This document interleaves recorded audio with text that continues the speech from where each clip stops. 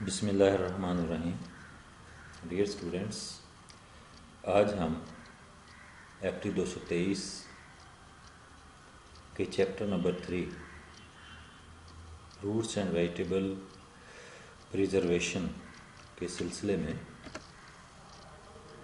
Food additives کے بارے میں پڑھیں گے. فوڈ ایڈیٹیوز جو ہیں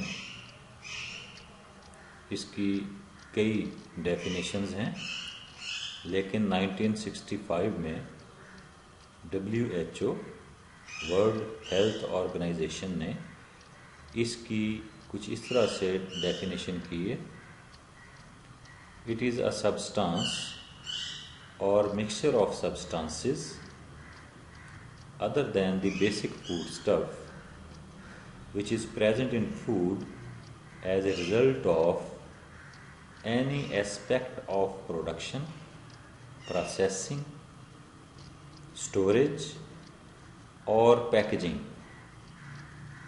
This term does not include chance contaminants. یعنی فوڈ ایڈیٹیوز جو ہیں وہ کوئی ایسا سبسٹانس یا مکسچر آف سبسٹانس ہیں جو کہ آپ کا جو بیسک فوڈ اسٹف ہے اس کے علاوہ فوڈ میں پائے جائیں، خواہ وہ پروڈکشن، پروسیسنگ، سٹوریج یا پیکجنگ کے دوران ہی اس میں موجود ہوں. ان کو ہم فوڈ ایڈیٹیوز کہتے ہیں. اس ٹرم میں چانس کنٹیمیننٹس شامل نہیں ہیں. چانس کنٹیمیننٹس ہم ایسے کنٹیمیننٹس کو کہتے ہیں جو کہ پروسیسنگ کے دوران، سٹوریج کے دوران یا پروڈکشن یا پیکیجنگ کے دوران اس میں شامل ہوں. چانس کنٹیمیننٹس ہم ایسے سبسٹانس کو کہتے ہیں جو کہ فوڈ کی پریپریشن کے دوران کسی بھی مرحلے پر اس میں شامل ہو جاتے ہیں بائی چانس. جیسے جو آئل ہم مشینوں کو دیتے ہیں تو اس سے آئل یا گریس جو ہے وہ فوڈ میں شامل ہو جائے، تو اس کو ہم فوڈ ایڈیٹیو نہیں کہیں گے.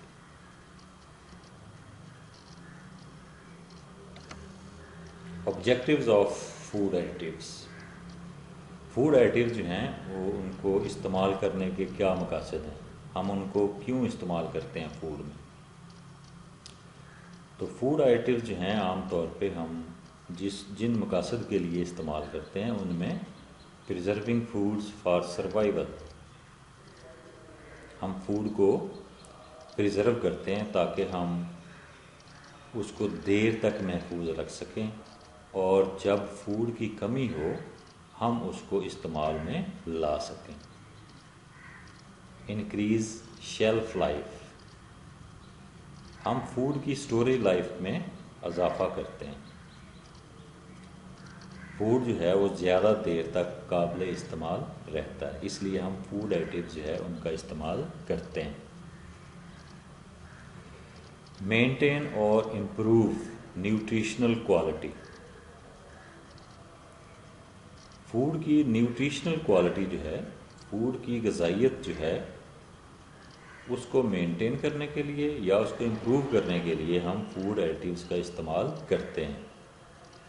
پروسیسنگ کے دوران کئی نیوٹریئنٹس جو ہیں وہ ضائع ہو جاتے ہیں یا ان کا کچھ حصہ جو ہے وہ ضائع ہو جاتا ہے، تو اس لیے پھر ہم فوڈ ایڈیٹیو جو ہے وہ استعمال کرتے ہیں تاکہ ہم اس کی نیوٹریشنل کوالٹی جو ہے اس کو برقرار رکھ سکیں.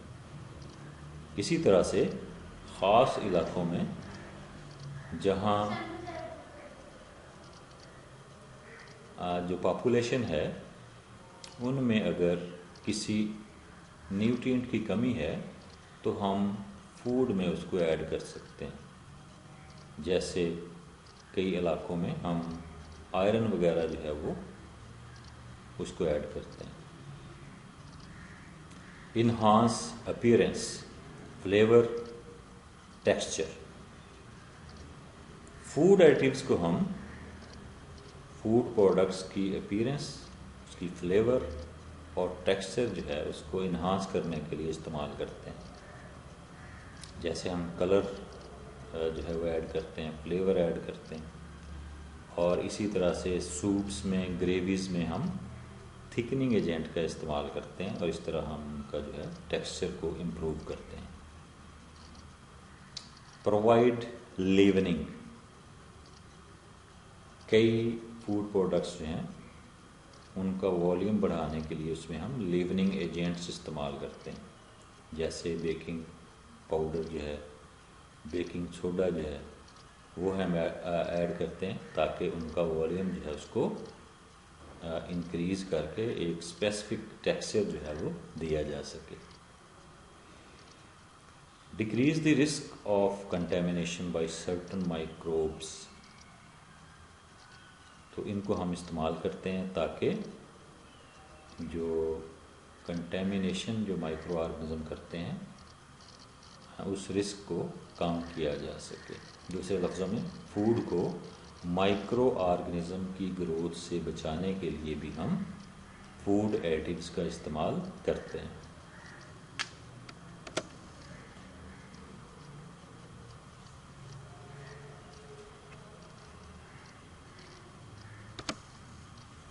Sources of food additives. Food additives کے ذرائع کیا ہیں؟ فوڈ ایڈیٹیوز کو ہم کن ذرائع سے حاصل کرتے ہیں؟ فوڈ ایڈیٹیوز کو حاصل کرنے کے 3 مین سورسز ہیں. نیچرل یعنی قدرتی، مین میڈ ورجنس یعنی یہ نیچرلی پائے جاتے ہیں فوڈز میں، یا نیچر میں ان کی ایگزسٹنس ہے، لیکن ان کو سنتھیٹیکلی یا مصنوعی طور پہ تیار کیا جاتا ہے. تیسرے جو ہیں وہ آرٹیفیشل، یعنی یہ ٹوٹلی مصنوعی طور پہ تیار کیے جاتے ہیں. نیچرل سورس سے جو فوڈ ایڈیٹیوز تیار ہوتے ہیں وہ قدرتی طور پہ نیچر میں پائے جاتے ہیں. اگزامپل اس کی سالٹ، نمک جو ہے اس کو ہم پکل جو ہے یعنی اچار کو پریزرو کرنے کے لیے استعمال کرتے ہیں.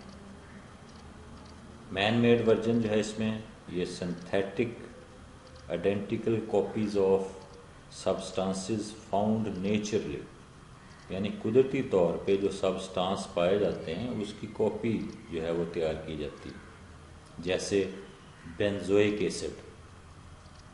بینزوئک ایسڈ قدرتی طور پہ کئی فروٹس جو ہیں ان میں پایا جاتا ہے، لیکن یہ ہم سنتھیٹیکلی یا مصنوعی طور پہ بھی اس کی کاپی تیار کر سکتے ہیں. تیسرا ہے artificial, produce synthetically and not found naturally, یعنی ان کو ٹوٹلی جو ہے مصنوعی طور پہ تیار کیا جاتا ہے اور یہ نیچرلی فوڈ میں پائے نہیں جاتے. جیسے سلفر ڈائی آکسائڈ، جیسے سوربک ایسڈ.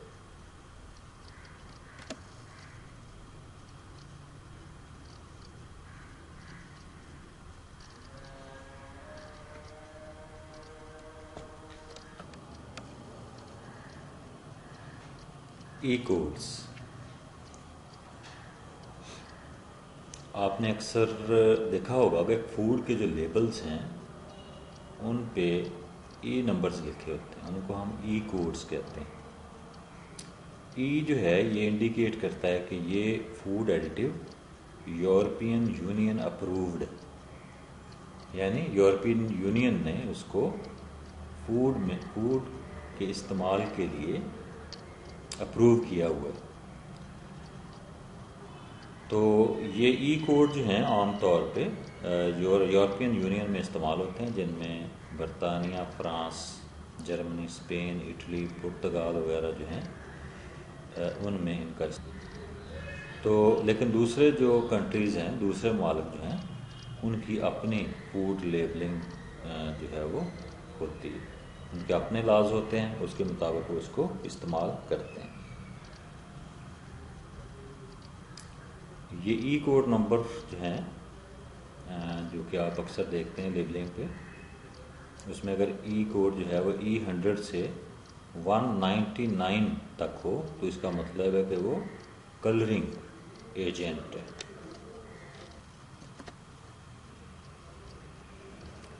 اسی طرح E200 سے 299 تک پریزرویٹیوز کے لیے مخصوص ہے، اور اسی طرح E300 سے 399 جو ہیں یہ اینٹی آکسیڈنٹ کے لیے استعمال کیے جاتے ہیں. E400 سے 499 تک جو ہیں یہ تھکنرز، اسٹیپلائزرز، جیلنگ ایجنٹ، املسیفائرز ہیں. اس طرح E600 سے 699 تک جو ہے فلیور انہانسرز